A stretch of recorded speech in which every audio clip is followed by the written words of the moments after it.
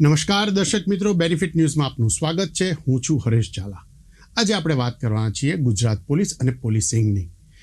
ગુજરાતમાં રોજે રોજ ખાખી વર્દીની આબરૂના ઉજાગરા થાય છે, પરંતુ ગાંધીનગરના પોલીસ ભવન અથવા તો મહાનગરના પોલીસ કમિશનરેટમાં ખંભા ઉપર ક્રોસ અને અશોક ચિહ્ન ધરાવતા અધિકારીઓને જાણે કે કોઈ જ ફરક પડતો નથી.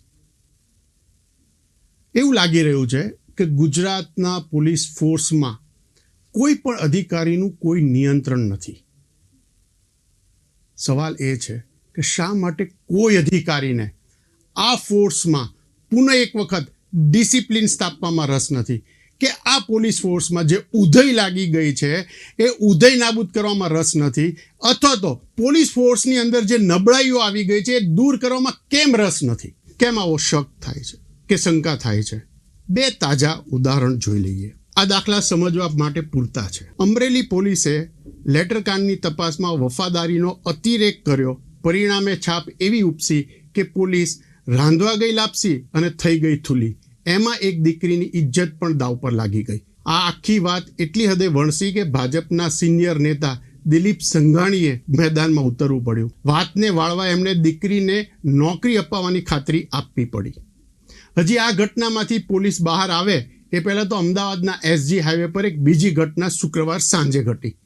શુક્રવાર સાંજે એસજી હાઈવેથી સુરધારા જવાના રસ્તા ઉપર ટ્રાફિક જામ થયો. હાજર મહિલા પોલીસ કોન્સ્ટેબલે એક ક્રેટાના ડ્રાઈવરને સુરધારા તરફ જવાની જગ્યાએ થલતેજ ચાર રસ્તા થઈ અને ડ્રાઇવિંગ જવા માટે સૂચન કર્યું. ક્રેટાનો ડ્રાઈવર ગુસ્સે ભરાઈ ગયો અને ત્યાં જે હાજર હતા તેમના કહેવા પ્રમાણે પહેલાં ક્રેટાના ડ્રાઈવરે મહિલા કોન્સ્ટેબલ જોડે દલીલ કરી, ગુસ્સો કર્યો અને ત્યાર પછી તમાચો પણ મારી દીધો. આ તમાચો મારવાની ઘટના અમે પુષ્ટિ કરી શક્યા નથી, પણ આ ઘટના બની છે તે હકીકત છે. એટલું ઓછું હોય તેમ ક્રેટાનો ડ્રાઈવર પોલીસ કર્મચારીઓને નુકસાન થાય એ રીતે ગાડી હંકારીને નીકળી ગયો. નસીબ જોકે કોઈને કાંઈ થયું નહીં.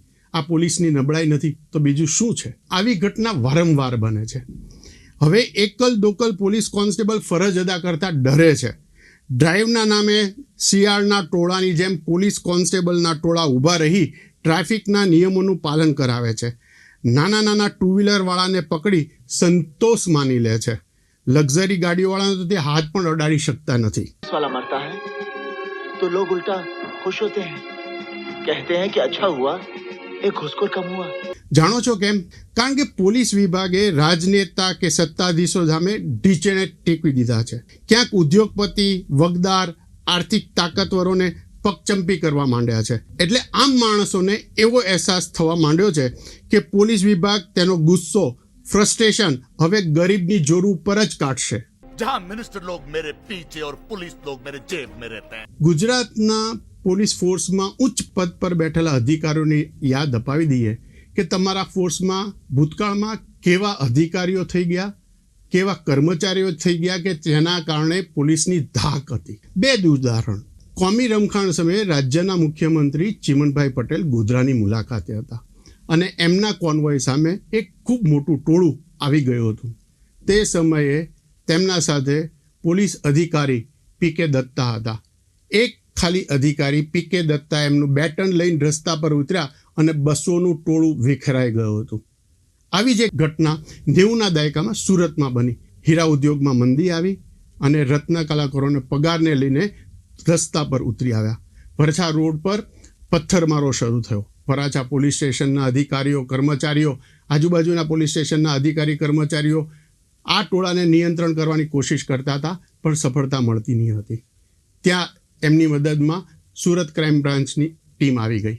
એક જીપમાંથી એક police inspector, 2 police sub inspector, civil ડ્રેસમાં 3 અધિકારી ખાલી લાઠી લઈને ઉતરાને ટોળા સામે દોડ્યા અને ક્ષણોમાં આ ટોળું નાની નાની શેરીઓમાં વિખેરાઈ ગયું. अगर हम पुलिस वाले चाहे तो जयकांत तो दूर की बात है, कोई शहर के किसी मंदिर के सामने से एक चप्पल तक नहीं चुरा सकता. અગર બાહોશ અધિકારી હોય, એકલ દોકલ અધિકારી પણ જો નિયંત્રણ કરી શકતા હોય તો શા માટે અત્યારે થતું નથી? મારા એક મિત્ર ઉત્તર ભારતના પ્રવાસે બાય રોડ ગયા હતા. વળતી વખતે જ્યારે હરિયાણામાં પહોંચ્યા તો એમને થયું કે હું કેશ વિથડ્રો કરી લઉં અને એક એટીએમમાં ગયા. જેવા એ એટીએમમાં ઘૂસ્યા એમની પાછળ એક વ્યક્તિ ખાખી વર્દીમાં એટીએમમાં ઘૂસ્યો. મિત્રે પૂછ્યું કેમ? તો જવાબ મળ્યો તમારી સુરક્ષા માટે. મિત્ર પત્રકાર હતો, બચી ગયો. પણ આવું હવે ગુજરાતમાં પણ શરૂ થાય ને તો નવાઈ ના પામતા. સ્થિતિ ઘણી વણસી રહી છે. અહીં એક બાજુ પોલીસ ફોર્સના કેટલાક અધિકારીઓ અને કર્મચારીઓ કાં તો શક્તિનો અતિ ઉપયોગ કરી રહ્યા છે તો કેટલાક નબળાઈ દેખાડી રહ્યા છે. પરિણામ એ આવી રહ્યું છે કે પ્રજા અને પોલીસ ફોર્સ વચ્ચે એક ખાઈ ઊભી થઈ રહી છે.